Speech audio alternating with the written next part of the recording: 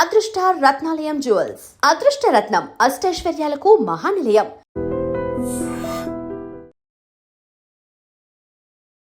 Hi నమస్తే, welcome to I dream. నేను మీ anchor Pratyusha. కర్మ గురించి ఇప్పటి వరకు అంటే పర్ఫెక్ట్ డెఫినేషన్ అనేది లేదనమాట. సో ఒక్కొక్కరు చెప్పుకుంటూ ఉంటారు. సో కర్మ గురించి తెలుసుకోవాల్సింది చాలా ఉంది, ఒక్కరోజు తెలుసుకునేది కాదు.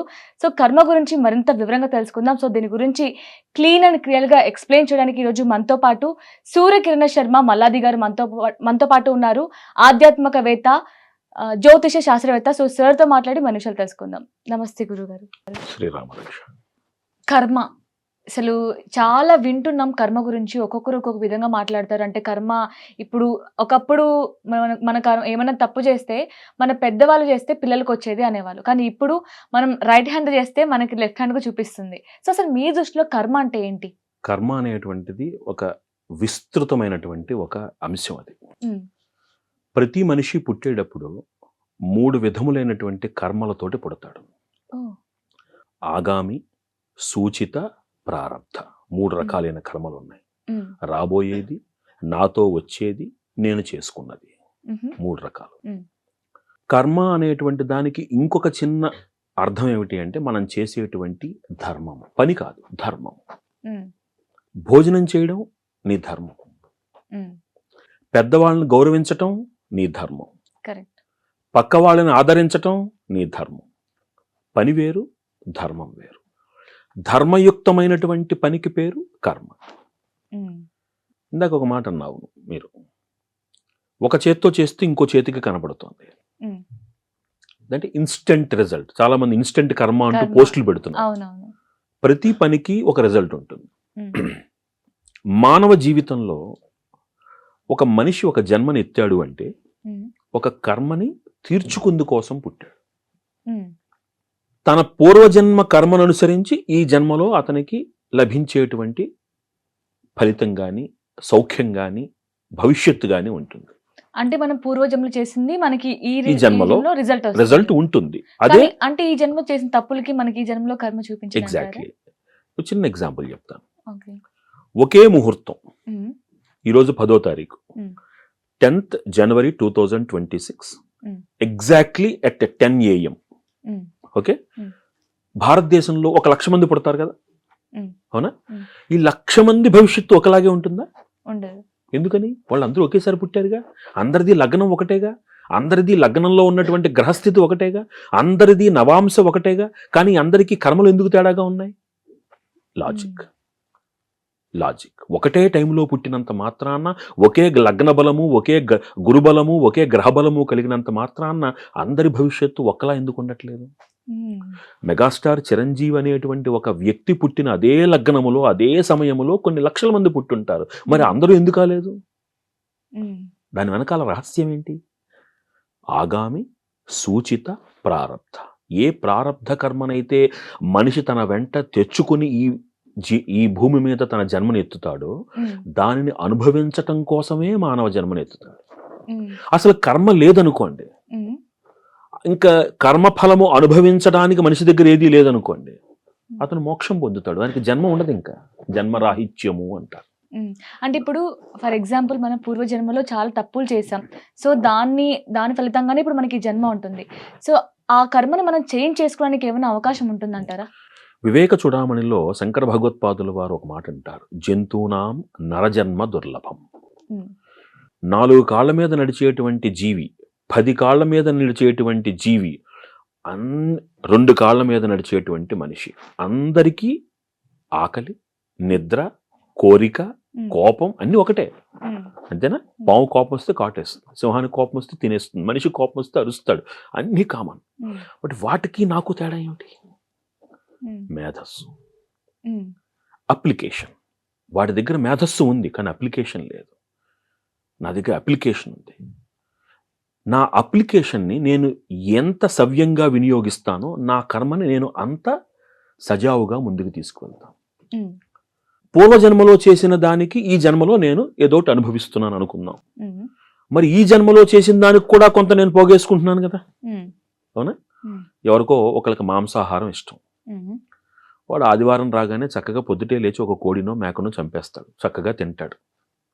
దాన్ని పట్టుకుంటున్నాడుగా. ఆ రుచి కోసం ప్రాకులాడినటువంటి వాడు దాన్ని తిన్న పాపాన్ని అంటకట్టుకుంటున్నాడుగా. అంటుకుంటున్నాడా లేదా?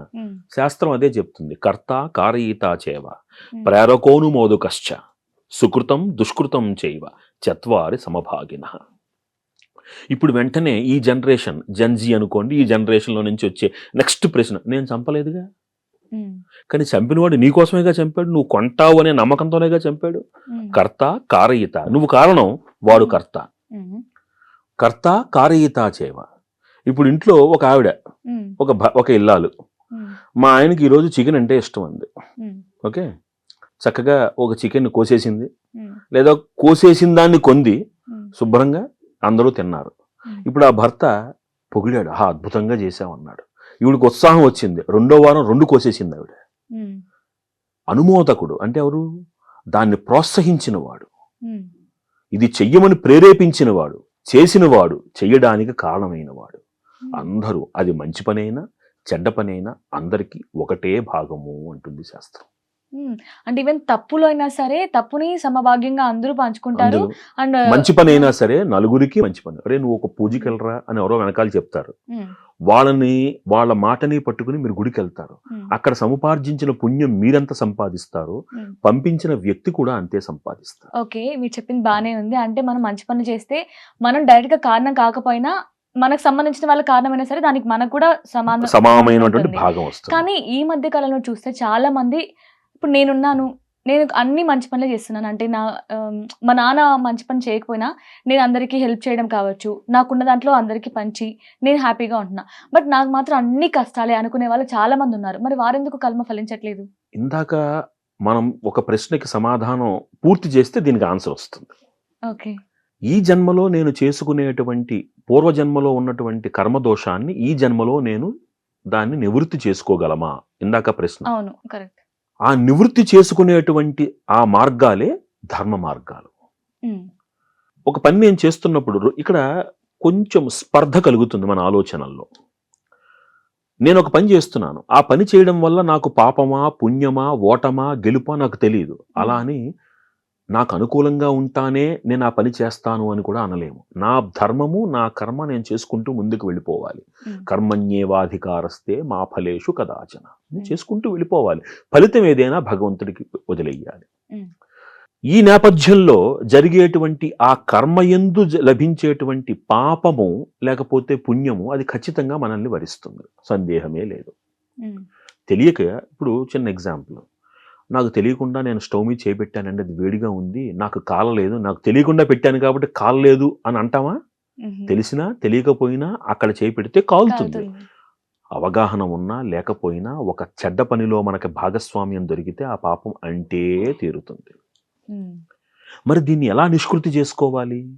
దానికి గాను మనం చేసేటువంటి ధర్మ కార్యక్రమాలు, మనం చేయవలసినటువంటి పరోపకారము, మనం చేసేటువంటి భూతదయ. ఇప్పుడు భూతదయ అన్నాను అనుకోండి, వెంటనే ఏం చేస్తారంటే కుక్కల్ని, అంటే అన్ని జంతువుల యందు మనకి అనురాగం ఉండాలి, ప్రేమ చూపించాలి, వాత్సల్యం చూపించాలి, దేన్ని తృణీకరించకూడదంటే రేపు ఇంట్లో 10 కుక్కలు తయారవుతాయి. భూతదయ అంటే ప్రతిదాన్ని హక్కును చేర్చేసుకోవడం కాదు. ఇప్పుడు బయట ఒకడు అన్నం ఆకలితో అన్నారుతున్నాడు, ఒక అతను ఆకలేస్తుంది, మీరు తీసుకొచ్చి ఇంట్లో పెట్టేసుకుంటారా? పెట్టుకోం. అతనికి ఆ సమయానికి అన్నాన్ని అందించి అతను ఆకలి తీరుస్తాం, అంతే భూతదయ. వాటిని ఇంట్లో పెంచేసుకోమని కాదు. అంటే అర్థం ఏమిటంటే మన లిమిటేషన్స్ని మనం ఎరిగి మన పరిధిలో మనం చేసేటువంటి మంచి పని ఎప్పుడూ మంచి ఫలితాన్నే ఇస్తుంది. ఒక్కోసారి ఏమవుతుందంటే తెలియకుండా చేసినటువంటి చెడ్డ పనులు ఈ అధికంగా చేసిన మంచి పనుల యొక్క ఆ దుష్కర్మని, అధికంగా చేసినటువంటి మంచి పనుల యొక్క సత్కర్మతోటి దాన్ని నల్లిఫై చేసే అవకాశం ఉంటుంది. ఉదాహరణ, ఒకసారి అంటాం మనం, రోడ్డు మీద వెళ్తూ ఉంటారు, ఓకే, ఎదురుగుండా ఒక వ్యాన్ వస్తుంది, మిమ్మల్ని గుద్దేపోయింది, లాస్ట్ మినిట్లో తప్పించాడు. ఆ ఒక్క క్షణం మీ ప్రాణం పోయిందా లేదా? అవునా? అంటే టీ కప్పులో తుఫాను లాగా ఒక భయం ఆ కర్మను తొలగించేసింది. ఒక్కోసారి నిద్రలో మీరు ఉలిక్కి పడతారు, ఒక పడిపోయినట్టు అనిపిస్తుంది. అవన్నీ ఏమిటి? మీరు ఎప్పుడైతే సత్కర్మలు అధికంగా చేస్తారో మీ దుష్కర్మ ఫలితము స్వప్న రూపంలో తొలగుతుంది అని గురి చరిత్ర. అంటే అది మంచి సంకేతమేనా? మంచి సంకేతం. ఇప్పుడు అందుకనే అన్ని కళలు చెడ్డవి కావు. స్వప్న శాస్త్రం ఏం చెప్తోంది? అన్ని కళలు చెడ్డవి కావు. హ్మ్. ఒక ఉలిక్కి పడ్డాను నేను. ఒక భయం వేసింది. అంటే ఒక పెద్ద ప్రమాదాన్ని మీరు చేసేటువంటి మంచి పని ఈ స్వప్న రూపంలో దుష్కర్మని తొలగించింది. హ్మ్. ఇది శాస్త్రం. ఓహ్! ఇది గురు చరిత్ర చెప్తోంది. నేను చెప్తున్న మాట కాదు. అంటే హ్మ్. ఎప్పుడైతే మీరు సత్కర్మలు అధికంగా చేసి సత్పురుషులను ఆశ్రయిస్తారో హ్మ్. మీరు చేసేటువంటి దుష్కర్మ యొక్క ఫలితం స్వప్న రూపంలో తొలగి హ్మ్. మంచి కర్మలు మీరు ఆచరిస్తారు. ఓకే. ఇప్పుడు ఈ పని ఇలా చేసి చెడ్డ పని చేశాను, ఆ మంచి పని చేశాను, ఇది బ్యాలెన్స్ అయిపోయింది. ఇంకోసారి ఇంకో చెడ్డ పని చేసిన తర్వాత ఇంకో మంచి పని చేస్తాను అనుకుందుకు లేదు. హ్మ్. మానవ జీవితంలో పశ్చాత్తాపాన్ని మించినటువంటి ప్రాయశ్చిత్తము లేదు అని అంటాం. హ్మ్. మనల్ని కాపీ కొట్టి చాలా బాక్సులు పెట్టారు బయట వాళ్ళు, వేరే మతం వాళ్ళందరూ. హ్మ్. అది సనాతన ధర్మములో ఉన్నటువంటి అద్భుతమైన శాస్త్రము ప్రాయశ్చిత్తము. అంటే ఒక్కసారి నీ తప్పును నువ్వు తెలుసుకున్న తరువాత మళ్ళీ ఆ మార్గంలోకి వెళ్లకుండా, హ్మ్. ఆ తప్పులు మళ్ళీ పునః చెయ్యకుండా మనం సన్మార్గంలో వెళ్ళడానికి మనల్ని మనం ఉద్యుక్తుల్ని చేసుకుని మనల్ని మనం మార్చుకుని ముందుకు వెళ్ళడం అనేది మనలో కలిగే మార్పు. అది ఒక ధర్మానికి పునాది కావాలి. హ్మ్. ఓ ఈ చెత్త పని చేశాను, ఈ మంచి పని చేశాను, ఇది బ్యారేజ్ అయిపోయింది, బ్యారేజ్. అకౌంట్ బ్యాలెన్స్ అని ఇంకో చెడ్డ పని చేయడానికి వెళ్ళకూడదు మనం. దాని నుంచి నేర్చుకోవాలి. నేర్చుకోవాలి. రెండోది, అన్ని కర్మలకు ఫలితం ఒకలాగే ఉంటుందని చెప్పలేము. హ్మ్. ఏమో ఇంతకు ముందు చేసినటువంటి దుష్కర్మ ఫలితం చిన్నదై ఉండొచ్చు. హ్మ్. ఈసారి నువ్వు తెలియకుండా చేసేదాని ఫలితం పెద్దదైతే హ్మ్. అసలు ఎందుకు ఆ మార్గంలో వెళ్ళడం?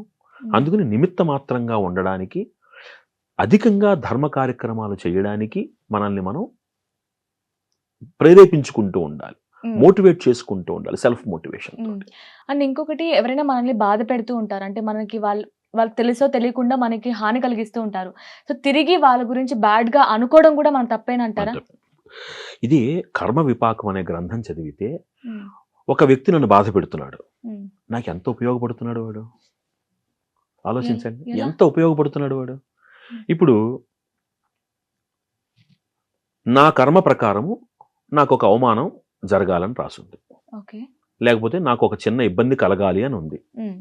దానికి ఈ వ్యక్తి సహాయపడుతున్నాడుగా, నన్ను అవమానించి ఆ కర్మదోషం తొలగిస్తున్నాడుగా. అంటే అవునా? అదే కదా కర్మ. అది కర్మదోషం. హ్మ్. ఇప్పుడు ఇక్కడ 2 జరుగుతున్నాయి అక్కడ. హ్మ్. నన్ను అవమానించి అతను పొందుతున్నటువంటి ఆనందానికి అతను కర్మదోషాన్ని మూటగట్టుకుంటున్నాడు. ఓహ్! నాకు అవమానం కలగడం వలన నా కర్మదోషం తొలగిపోతుంది. హ్మ్. ఇది భగవంతుడిచ్చిన అవకాశం. హ్మ్. Think positive. ఇందులో కూడా ఇలా ఆలోచించాలా? అంటే ఇఫ్ సపోజ్ యూ రియాక్ట్, హ్మ్. నువ్వు రియాక్ట్ అయ్యిందనుకోండి, హ్మ్. అక్కడ మీరు కర్మని నమ్మేటువంటి సిద్ధాంతం లేదుగా. మీరు రియాక్ట్ అవుతున్నారు అంటే కర్మని నమ్మట్లా మీరు. హ్మ్. హ్మ్. అక్కడ మౌనంగా ఉండమని కూడా కాదు. అక్కడ ప్రతిఘటించటం వేరు, ఎదుటి వారిని నిందించటం వేరు. కరెక్ట్. సపోజ్ ఇందాక డిస్కషన్ జరిగింది. ఏదైనా ఒక డిస్కషన్ జరిగింది. అమ్మా నువ్వు ఇలా ఉంటే బాగుంటుంది. హ్మ్. అది అక్కడ ఉన్న స్థితిని ఖండించి ఇలా ఉంటే బాగుంటుందని చెప్పడం. హ్మ్. అలా ఉన్నావేంటమ్మా, నీకు ఆ మాత్రం బుద్ధి లేదా అని అడిగితే అది నిందించటం. హ్మ్. ఎంత తేడా ఉంది రెండింటికి? ఎప్పుడైతే ప్రతిఘటించి ఖండిస్తామో వారిలో మార్పుకి అవకాశం కలుగుతుంది. నిందిస్తే అహంభావం పెరుగుతుంది. పెరుగుతుంది. కరెక్ట్. ఇద్దరూ తప్పు చేస్తున్నారు. హ్మ్. దూషించటం ఇద్దరికీ తప్పే కదా. హ్మ్. అదే ప్రతిఘటించి మనం మౌనంగా ఉన్నాం అనుకోండి, మనం చెప్పాలనుకున్నది చెప్పి తప్పు కాదు నేను అని చెప్పి మనం మౌనంగా ఉన్నాం అనుకోండి, హ్మ్. అతను కర్మదోషాన్ని మూటగట్టుకుంటున్నాడు, నా హ్మ్. కర్మదోషాన్ని తొలగిస్తున్నాడు. హ్మ్. ఇంత శాస్త్రం ఉంది. అందుకనే సనాతన ధర్మములో మీకు ఎక్కడ హింస ఉండదు. హ్మ్. సనాతన ధర్మంలో హింస ఉండదు. శంకర భగవత్పాదులు అంతటి వారు ఎంతమందిని ఖండించారు? ఎవరినైనా నిందించారా? లేదు. నువ్వు తప్పు అని చెప్పడం అంటే ఆ తప్పులో నువ్వు తప్పు అని చెప్పడం కాదు ముఖ్యం మనకి. హ్మ్. అది తప్పని చెప్తూనే ఏది కరెక్టో కూడా చెప్పాలి. చెప్పాలి. యెస్. తప్పని చెప్పడానికి 1000 మంది ఉంటారు. హ్మ్. ఏది సరి అయినదో చెప్పేందుకు ఒకడు కావాలి. హ్మ్. అది మనం చేయాల్సింది. అది కూడా ఎలా చెప్పాలో కూడా తెలిసి ఉండాలి. అందుకనే వేదం ఏమంటుంది? హ్మ్. మధు వధిష్యామి, మధు జనిష్యామి. హ్మ్. మనం ఏం చెప్పినా చక్కటి తీయని మాటలతో చెప్పచ్చు. సో, ఫైనల్‌గా ఒక మనిషి కర్మని అర్థం చేసుకొని, సో, తను సుఖంగా జీవించాలి అంటే ఎలా? నీకు నియమింపబడినటువంటి ధర్మాన్ని ఆచరించు. హ్మ్. వచ్చేటువంటి ఫలితము నీ చేతుల్లో లేదు. హ్మ్. ఇప్పుడు నువ్వు అన్నట్టు, నువ్వు అనుకున్నట్టు, లేకపోతే నువ్వు భావిస్తున్నట్టు నేనేం చేసినా కలిసి, వాళ్ళు ఏం చేసినా వాళ్ళకి కలిసి వస్తుంది, నేనేం చేసినా కలిసి రావడం లేదు అనుకునేటువంటి అపోహ, అది నీ ఆలోచన మాత్రమే. నవ్వుతున్న ప్రతి నవ్వు ఆనందంలోంచి పుట్టింది కాదు. కరెక్ట్. ప్రతి కన్నీరు బాధతోనే రావక్కర్లేదు. మనసు ఆనందంగా ఉన్నప్పుడు కూడా కన్నీరు వస్తుంది. చూస్తూ నిర్ణయం తీసుకోవద్దు. నీ ధర్మాన్ని ఆచరిస్తూ ఆ ఫలితాన్ని అనుభవించు. పక్కవాడి ఆనందంతో నీకు పనేంటి? The reason for sorrow, we have to understand one thing. What is the reason for sorrow is the expectation. నేను గుడికి వెళ్తున్నాను, కొంచెం జాగ్రత్తగా ఆలోచించండి. నేను గుడికి వెళ్తున్నాను, ఎందుకు వెళ్తున్నాను? నేను గుడికి వెళితే నాకు మంచి జరుగుతుంది అనేటువంటి ఒక భావనతో వెళుతున్నాను. మనశ్శాంతిగా ఉంటాం. గుడిలో దర్శనం చేసుకుని బయటకు వచ్చిన తర్వాత నేను ఆనందంగా ఉంటానా అనే ఆలోచనలో మనకు కూడా వస్తుంది. అప్పుడు ఇంక గుడికి వెళ్ళడం దేనికి? అండ్ మనం కోరుకున్నవి దేవుడు ఇస్తాడా? నమ్మకం, అపనమ్మకం. అక్కడ నీకు రానిదల్లా నీకు మంచి కాకపోవడం వల్లనే కాదు, ఆ క్షణానికి అది రాకపోవడం వల్ల నీ మంచి ఏమిటో నీకు తెలియదు. లలితా సహస్రనామం చదివితే ఒక అద్భుతమైనటువంటి ఒక నామం ఉంటుంది, సవ్యాపసవ్య మార్గస్థ సర్వాపద్వి నివారిణి అని. ఇది 2 అర్థాలు కలిగి ఉంటుంది. ఒకటి లౌకికంగా ఒక అర్థము, పారమార్థికంగా ఒక అర్థము. తిథినిత్య అనేటువంటి ఒక మహత్తర ఉపాసనా ప్రక్రియకి సంబంధించినటువంటి అర్థం అది నిజానికి. లౌకికంగా తీసుకున్నాం అనుకోండి, మానవ మేధ కొంతవరకు ఊహించగలదు. ఆ పరిధి దాటిన తర్వాత నేను చేస్తున్న పని నాకు మంచి ఫలితాన్ని ఇస్తుందా, చెడ్డ ఫలితాన్ని ఇస్తుందా ఎవ్వరూ చెప్పలేరు. రైట్? అలా ఉన్నప్పుడు కూడా ఆ మార్గంలో కూడా నిన్ను కాపాడేటువంటిది ఒక దైవం ఉంటుంది అని నమ్మి మనం గుడికి వెళ్ళాం అనుకోండి, ఓకే ఈ రోజు నేను అనుకున్న రాలేదా, ఏం పర్వాలేదు, నష్టం, ఇది కరెక్ట్ టైం కాదు, correct time it is not the time for me. అంత మెచ్యూరిటీ ఎప్పుడైతే మనకు వచ్చిందో అసలు మనిషిలో ముందు బాధ ఉంటుందా? ఆధ్యాత్మికత మనిషికి నేర్పించే మొట్టమొదటి లక్షణం ఏమిటి? సహనం, పేషెన్స్. లేకపోతే ఏమవుతుంది, ఈరోజు అమ్మవారి గుడికి వెళ్ళాను, నేను అనుకున్న కోరిక తీరలేదు, అందుకని రేపటి నుంచి వినాయకుడి గుడికి వెళ్తాను నేను. వాడి గుళ్ళు మార్చడమే సరిపోతుంది వాడికి. లాస్ట్ కి నేను అనుకుని జరిగితే అసలు దేవుడే లేడు అనే స్థాయికి కూడా మనిషి దిగజారిపోతాడు. ఇక్కడ దేవుడు అంటే గుళ్ళో చూసే విగ్రహమా, లేకపోతే నాలో ఉన్నటువంటి చైతన్యమా? ఈ ఒక్క స్పృహ మనిషికి కలిగిందనుకోండి, దేవుణ్ణి గుళ్ళల్లో వెతకడం ఆపేసి ముందు నాలో వెతకడం ప్రారంభిస్తాను. అలా అని గుడికి ఎందుకు వెళ్ళాలి అంటే, నన్ను నేను శుద్ధి చేసుకోవాలి. నా కర్మల నుంచి నాకు పట్టినటువంటి చాలా చిన్న విషయం చెప్తాను ఇక్కడ. అంటే మనుషులలో ఈ భావన ఎంత ఇంపార్టెంట్ అనేది. రామాయణం చదివితే, రామాయణం పూర్తి చేసిన తర్వాత అందరికీ రాముడి మీద చెడ్డ అభిప్రాయం వస్తుంది. అమ్మవారిని అగ్ని ప్రవేశం చేయించారు, అంతే కదా? ఎందుకు వస్తుంది అభిప్రాయం? ఎందుకంటే ఎవరికి నచ్చిన పుస్తకాలు వాళ్ళు చదవడం మూలాన, ఎవరికి నచ్చిన అర్థం వాళ్ళు తీసుకోవడం మూలాన. అసలు రాముల వారు అమ్మవారిని అగ్ని ప్రవేశం ఎందుకు చేశారు? ఒక లాజిక్ పట్టుకుంటే, ఒక మహనీయుడు ఒక పని చేశాడంటే అందులో పరమార్థం ఉంటుంది. నేను చేసే పనికి, ఒక మహనీయుడు చేసే పనికి తేడా ఉంటుంది. నేను మామూలు మనిషిని, మహానుభావులు చేసే పనికి తేడా ఉంటుంది. ఇందాక నేను చెప్పినట్టు, మీరు ఒక పూల తోటలోకి వెళ్ళారు, అద్భుతమైన సువాసన, ఓకే, మీరు ప్రతి చెట్టు దగ్గరికి వెళ్ళక్కర్లా ఆ సువాసన కోసం. ఒక దగ్గర నుంచి ఉంటే ఆ సువాసన మీ దగ్గరికి వచ్చేస్తుంది. అటు నుంచి ఎవరో వెళుతున్నారు పక్క నుంచి, ఆహా అద్భుతమైన సువాసనలో నుంచుని ఉన్నాడు అని ఆయనంతటా ఆయనే మన దగ్గరికి వస్తాడు. రైట్? మీరు స్నానం చేసినా చెయ్యకపోయినా, శుచిగా ఉన్నా లేకపోయినా అవేం చూడరు వాళ్ళు, అంతేనా? మీరు చక్కగా స్నానం చేశారు, సెంటు కొట్టుకున్నారు, బురద పక్కన నుంచున్నారు, అటు పక్కన వెళ్ళేవాడు మిమ్మల్ని చూడడానికి కూడా దగ్గరికి రాడు. ఏ తప్పే ఉంది, మీరు స్నానం చేశారుగా, రావడానికి ఇబ్బంది ఏంటి? ఉన్న ప్రదేశం అంటే సాంగత్యము. ఆ సాంగత్యాన్ని అనుసరించి మీకు కొంత కర్మదోషం అంటుతుంది. భావన చాలా ముఖ్యం. ఆ సాంగత్య దోషం వలన కలిగినటువంటి మాలిన్యాన్ని తొలగించుకోవాలి అంటే గుడి మాత్రమే శరణ్యము.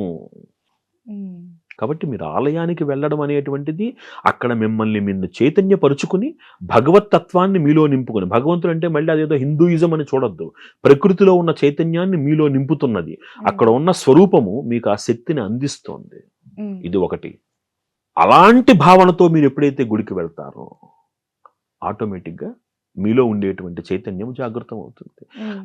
నేను ఒక కర్మ చేస్తున్నప్పుడు ఆ కర్మ యొక్క ఫలితము నన్ను ఎప్పుడు పాజిటివ్గానే కాపాడుతుంది అనేటువంటి ఆ మానసిక ధైర్యం ఉంది చూసారా, అది మనిషిని ఎప్పుడూ సన్మార్గంలో నడిపిస్తుంది. మంచి కర్మ చేస్తూ మనం ఏం ఎక్స్పెక్ట్ చేయకూడదు, ఫలితం అదే వస్తుంది. ఏ కర్మకైనా సరే వెన్ యూ, దీనికి మనకి పురాణంలో ఒక చిన్న కథ ఒకటి ఉంటుంది. ఒక బ్రాహ్మడు ఉన్నాడు. ఈ బ్రాహ్మడు మడిగానే భోజనం చేయాలి, నియమం అది. ఏమండి, మడిగా భోజనం చేయకపోతే ఏమవుతుంది? పాపం చుట్టుకుంటుంది అనుకుందాం. ఒక అడవిలో ఒక ముని అడవిలో వెళుతున్నాడు, బాగా అలసిపోయాడు, ఇంక ఏమి తినకపోతే చచ్చిపోతాడు. అలా దారిలో వెళుతూ ఉంటే కొంతమంది దొంగలు గుర్రాలకి గుగ్గిళ్ళు పెడుతున్నారు. నాకు కాసిన పెట్టండి అయ్యా అన్నాడు. తిన్నాడు. వాళ్ళు ఆశ్చర్యపోయారు, బ్రాహ్మడివి, మేము దొంగలం, ఈ గుగ్గిళ్ళు నువ్వు తింటావు ఏంటని, నాకు శరీరం నిలబడడం లేదు, దయచేసి కాసిన గుగ్గిళ్ళు పెట్టండి అన్నాడు. తిన్నాడు. తిన్న తర్వాత అరగడానికి మంచినీళ్ళు తాగాలిగా, మంచినీళ్ళు ఇచ్చాడు. నేను ముట్టుకోకూడదు అన్నాడు. అదేమిటయ్యా, నా గుగ్గిళ్ళు పనిచేసే కానీ మంచినీళ్ళు పనిచేయవా అని అడిగాడు. శరీరం కలుధర్మ సాధనం. ఈ శరీరం ఎందుకు ఇచ్చింది భగవంతుడు, ఎందుకు ఇచ్చాట అంటే ధర్మము చేయడం కోసం ఇచ్చాడు. ఇందాక నేను ఆ గుగ్గిళ్ళు తినకపోతే నా ప్రాణం పోయి ఉండేది. అక్కడ ఆ గుగ్గిళ్ళు తినడం నా ధర్మం, అక్కడ పాపము నేను ఆలోచించలేదు. ఎందుకని, దీని తర్వాత నేను ధర్మ సాధన చెయ్యాలంటే ముందు నా శరీరంలో ప్రాణం నిలబడాలి, అందుకని గుగ్గిళ్ళు తిన్నాను. ఇప్పుడు నాకు ఓపిక వచ్చింది కదా, ఓపిక ఉన్న తర్వాత ఇంకా అధర్మం చేయకూడదు. అంటే సమయాలను బట్టి ఆయా ప్రాంతాలని మన శక్తిని అనుసరించి మనం చేసే కర్మకి ఒక్కొక్కసారి దోషం అంటదు. ఇది తర్వాత ధర్మానికి పునాది అవుతోంది మనకి. కాబట్టి ఆ ప్రదేశాన్ని, ఆ సంస్కారాన్ని, ఆ కారణాన్ని కూడా ఆచితూచి మన మనస్సు ఎప్పుడైతే నిర్మలంగా ఒక పని చేస్తుందో ఆ సత్ఫలితం యొక్క సత్కార్యము, ఆ సత్క్రియ యొక్క సత్ఫలితము మనల్ని ఎప్పుడూ కూడా వెన్నంటి ఉండి కాపాడుతూ ఉంటుంది. ఇది కర్మ యొక్క సిద్ధాంతం. ఇంత నిశితంగా ఉంటుంది అంటే ఆలోచన కూడా కర్మకి సాధనం అవుతుంది. అసలు తెలుసుకుంటుంటే చాలా డెప్త్ గా ఉంది. కర్మ గురించి తెలుసుకోవడం చాలా కష్టం కదా. చాలా కష్టము ఒకటి. ఇంకొకటి మనకి శాస్త్రం ఒక మాట చెప్తుంది, బాహ్య వ్యభిచారము కంటే మానసిక వ్యభిచారము అత్యంత పాపకరము అని.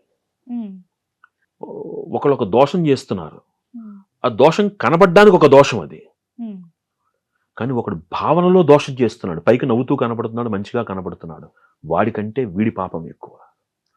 ఆలోచనకి అంత ప్రాధాన్యం ఇవ్వబడింది. ఎందుకని, ఆలోచన మాత్రమే మనిషిని ముందుకు నడిపిస్తుంది. అందుకనే పెద్దవాళ్ళు ఒక అద్భుతమైన మాట చెప్తారు, మనిషి వెళ్ళిన చోటికి మనసు వెళ్ళకూడదు, మనసు వెళ్ళిన చోటికి కన్ను వెళ్ళకూడదు, మళ్ళీ కన్ను వెళ్ళిన చోటికి మనిషి వెళ్ళకూడదు. ఎంత నిశితంగా చెప్పారో చూడండి. మనిషి వెళ్ళిన చోటికి మనసు వెళ్ళకూడదు, మనసు వెళ్ళింది అనుకో అక్కడ కన్ను వెళ్ళకూడదు, కన్ను వెళ్ళిన చోటికి మళ్ళీ మనిషి వెళ్ళకూడదు. ఏమవుతుంది, మళ్ళీ రొటేషన్ అయిపోతుంది, అది ప్రతిదీ ఆకర్షణీయం అయిపోతుంది, ప్రతిదీ కావాలనిపించేస్తూ ఉంటుంది. ఆ స్థితికి మనిషి వెళ్ళగాలి. ఇప్పుడు ఆలోచనలో పాపాన్ని చుట్టుకుంటున్నాడు వాడు. కాబట్టి అలాంటి అనాలోచితమైనటువంటి కర్మలు చెయ్యకుండా దుర్లభమైనటువంటి మానవ జన్మ, పక్క వాళ్ళతో నవ్వుతూ మాట్లాడితే మనకి నష్టమయ్యేది ఏముంది? ఇంకా మంచి జరుగుతుంది కదా. ఎదుటి వాళ్ళని ఎప్పుడు అవమానించాలని భావించడం దేనికి? ఎదుటివాడికి ఎప్పుడు ఏమీ తెలియదు అనుకోవడం దేనికి? ఎదుటివాడిని, అందుకే వివేకానందుడు ఒక మాట అంటాడు, ఎదుటి వ్యక్తి నీకన్నా గొప్పవాడైతే నువ్వు జ్ఞానం నేర్చుకో, ఎదుటివాడు నీతో సరిసమానము అనుకుంటే నీకు తెలిసింది అతనికి చెప్పు, అతనికి తెలిసింది నువ్వు నేర్చుకో. ఎవరిని తక్కువగా అంచనా వేయకూడదు. Nobody can be under estimated. అర్థమైందా? అంటే ఒక వ్యక్తిని గౌరవించటం ఎంత గొప్ప మాట నిజంగా. అంటే మనకు తెలియని తెలుసుకుంటాం, మనకు తెలిసింది ఇంకొకరికి నేర్పుతాం. ప్రపంచంలో ఏ వ్యక్తి నాకు అన్నీ తెలుసు అనుకునేటువంటి వాడు పుట్టాడు. గుర్తుపెట్టుకోండి, నిన్ను నువ్వు నేర్చుకోదగినటువంటి పరిస్థితిని భగవంతుడు ఎప్పుడూ కల్పిస్తాడు. కానీ గౌరవించటం మటుకు అందరినీ గౌరవించాలి. నేను మొన్న ఏదో ఒక టీవీ ఇంటర్వ్యూలో కూడా ఒక మాట చెప్పాను. అందరూ డాక్టర్లు అయితే ఇంజనీర్లు ఎవరు ఉంటాడు? ఇప్పుడు ఒక డాక్టర్కి ఇల్లు కట్టుకోవాలి, ఎవరి దగ్గరికి వెళ్తాడు? ఇంజనీర్ దగ్గరికి వెళ్తాడు. ఒక ఇంజనీర్కి రోగం వచ్చింది, ఎవరి దగ్గరికి వెళ్తాడు? డాక్టర్ దగ్గరికి వెళ్తాడు. వీళ్ళిద్దరికి చెప్పులు దిగాయి, ఎవరి దగ్గరికి వెళ్తాడు? చెప్పులు కుట్టేవాడి దగ్గరికి వెళ్తారు. So nobody can be underestimated or undervalued. ఎవరి జ్ఞాన పరిధి వాళ్ళది. నాకే అన్నీ తెలుసు అనుకోవడం, నాకు తెలియందా అని అనుకోవడం చాలా పొరపాటు.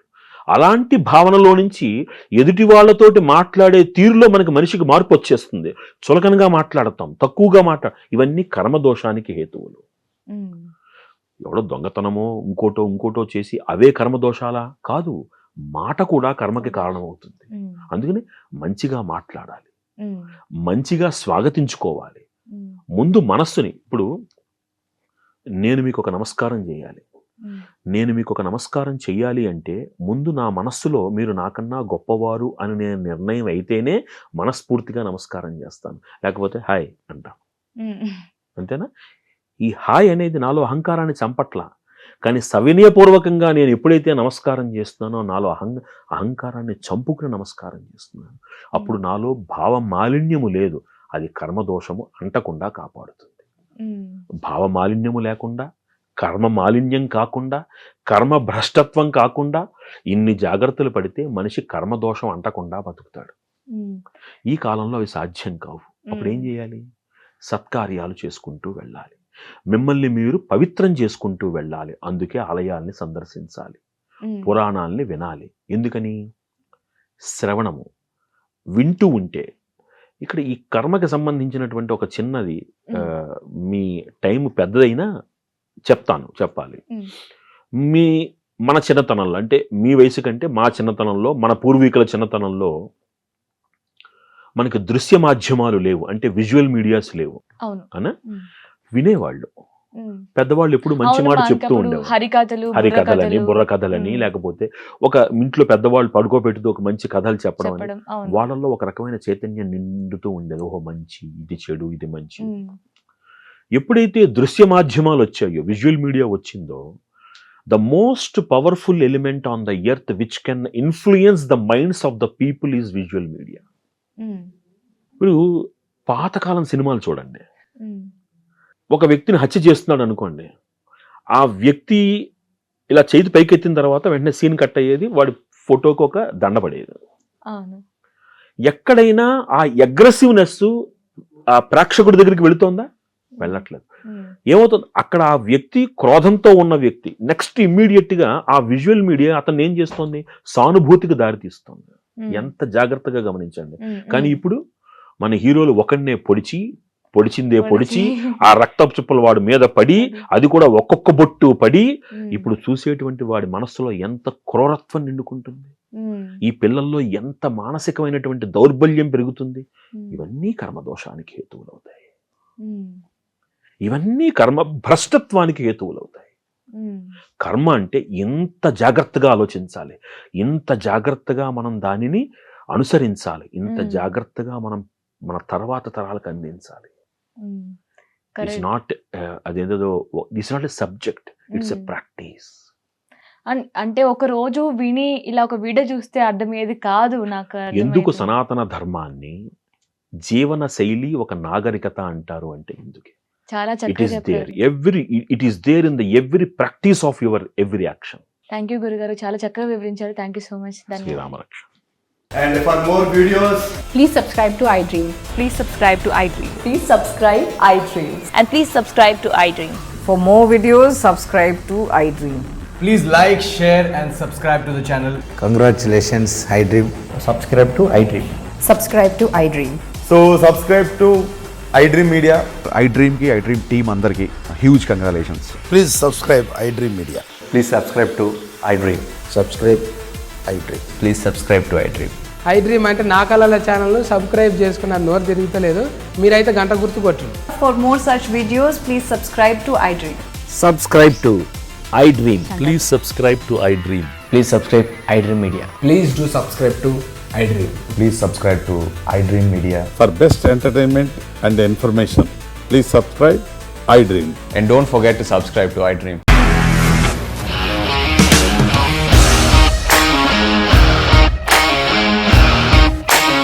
ఇండస్ట్రీలో కమిట్మెంట్ ఇష్యూస్ వస్తే నీకు కూడా వచ్చినట్టు మార్నింగ్ తీసుకెళ్ళాలంటే కొట్టి పడేస్తారు.